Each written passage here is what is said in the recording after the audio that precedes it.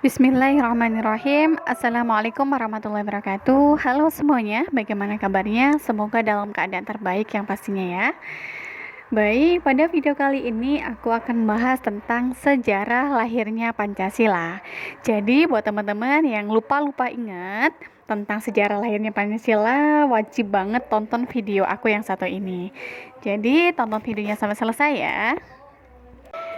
Sejarah lahirnya Pancasila, teman-teman, erat kaitannya dengan pengusiran penjajah, yang mana hal ini penjajahan Belanda di Indonesia itu selesai pada tanggal 8 Maret 1942. Kemudian setelah itu Indonesia diduduki oleh Jepang. Pada tahun 1944, tentara Jepang mulai kesulitan dalam menghadapi tentara sekutu. Untuk mendapatkan simpati bangsa Indonesia agar bersedia membantu Jepang dalam melawan tentara sekutu, Jepang memberikan janji kemerdekaan kepada rakyat Indonesia, yang mana janji ini diucapkan pada tanggal 7 September 1944 oleh Perdana Menteri Jepang, yaitu Jenderal Kuniaki Kaiso.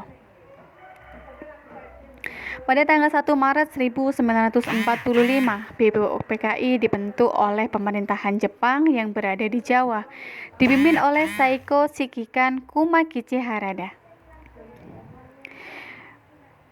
BPUPKI merupakan badan penyelidik usaha persiapan kemerdekaan Indonesia, atau dalam bahasa Jepangnya yaitu Dokuritsu Junmi Shosakai. Adapun tugas dari BPUPKI yang pertama yaitu menyelidiki dan mengumpulkan usul-usul untuk selanjutnya diberikan kepada pemerintahan Jepang untuk dapat dipertimbangkan bagi kemerdekaan Indonesia. BPUPKI dibentuk dan diketuai oleh Dr. Rajiman Widyodiningrat.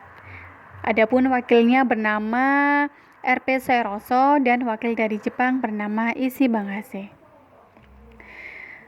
BPUPKI memiliki 60 anggota dan 7 anggota dari Jepang tanpa hak suara. Adapun BPUPKI melakukan sidang sebanyak 2 kali. Sidang yang pertama bertepatan pada tanggal 29 Mei 1945 sampai 1 Juni 1945. Berisikan tentang dasar negara. Berikut ini merupakan hasil yang merupakan gagasan dasar negara yang disampaikan oleh beberapa tokoh. Yang pertama yaitu Muhammad Yamin yang menyampaikan gagasannya pada tanggal 29 Mei 1945. Adapun isi dari gagasannya yaitu yang pertama peri kebangsaan, 2 peri kemanusiaan, 3 peri ketuhanan, 4 peri kerakyatan, 5 kesejahteraan rakyat. Tokoh yang kedua yaitu Soepomo, yang mana ia menyampaikan gagasannya pada tanggal 31 Mei 1945 yang berisikan 1 persatuan, 2 kekeluargaan, 3 keseimbangan lahir batin, 4 musyawarah, 5 keadilan sosial.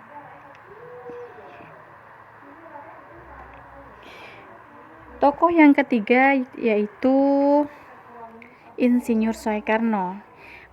Ia menyampaikan gagasannya tentang dasar negara pada tanggal 1 Juni 1945 yang berisikan kebangsaan Indonesia, internasionalisme atau peri kemanusiaan, mufakat atau demokrasi, kesejahteraan sosial, dan ketuhanan. Kemudian Bung Karno atau Insinyur Soekarno mengemukakan bahwa silanya tersebut dapat disingkat menjadi Trisila yang berisikan sosionasionalisme, sosiodemokrasi, dan juga ketuhanan. Dan beliau juga mengungkapkan bahwa 3 sila tersebut bisa dipersingkat lagi menjadi Ekasila yang dinamakan dengan gotong royong. Berdasarkan saran dari Muhammad Yamin, ahli bahasa yang juga kolega dari Insinyur Soekarno, kelima azas itu bisa diberi nama Pancasila. Sehingga berdasarkan hal tersebut ditetapkan 1 Juni sebagai hari lahirnya Pancasila. Sampai berakhirnya masa persidangan yang pertama BPUPKI, Rumusan Dasar Negara untuk Indonesia Merdeka belum terbentuk. Oleh karena itu, sebelum masa istirahat penuh, BPUPKI membentuk sebuah panitia khusus yang bertugas untuk merumuskan dasar negara.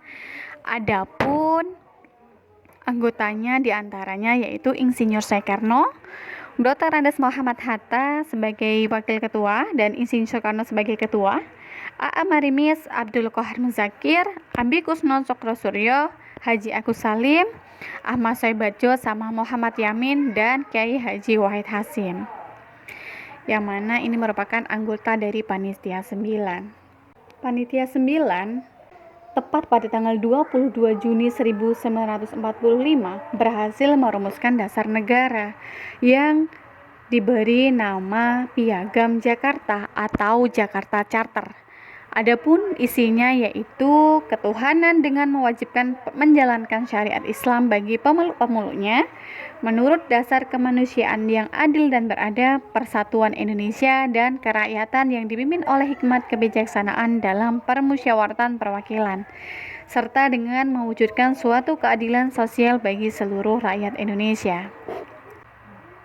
Kemudian dilanjutkan hasil sidang BPUPKI yang kedua, yaitu bertepatan pada tanggal 10 sampai 17 Juli 1945.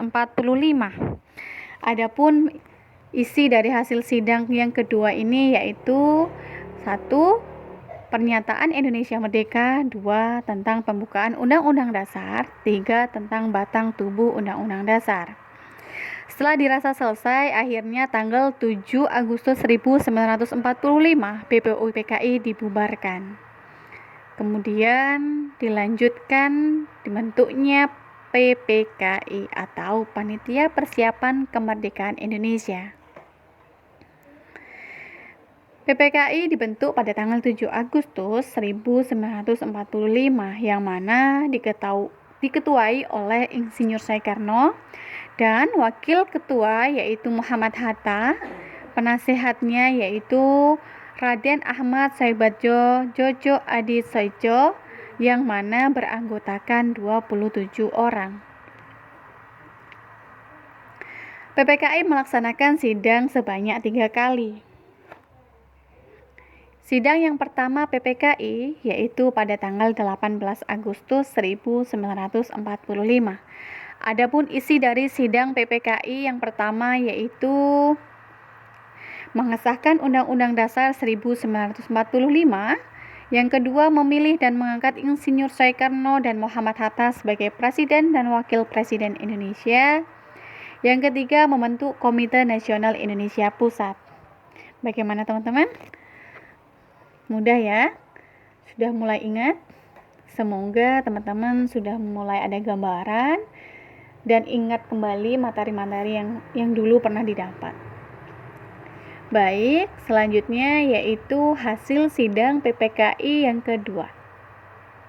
Sidang PPKI yang kedua ini teman-teman berjalan pada tanggal 19 Agustus 1945, yang mana isinya yang pertama yaitu membagi wilayah Indonesia menjadi 8 provinsi. Yang pertama adalah Sumatera, Jawa Barat, Jawa Tengah, Jawa Timur, Sunda Kecil, Maluku, Sulawesi, dan juga Kalimantan. Kemudian hasil sidang yang kedua yaitu membentuk 12 kementerian dan 4 menteri.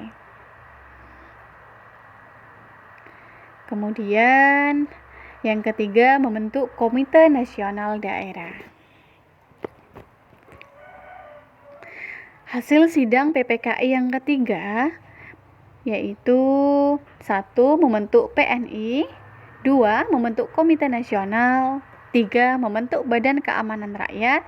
Begitu ya teman-teman ya. Buat teman-teman yang masih bingung atau masih ada ada yang perlu dipertanyakan, teman-teman bisa DM di Instagram aku. Jangan lupa di-follow juga ya. Buat teman-teman yang belum subscribe ya. Dan jangan lupa untuk like, komen, dan share ke sosial media teman-teman semua agar video ini bisa bermanfaat bagi orang banyak. Terima kasih. Wassalamualaikum warahmatullahi wabarakatuh.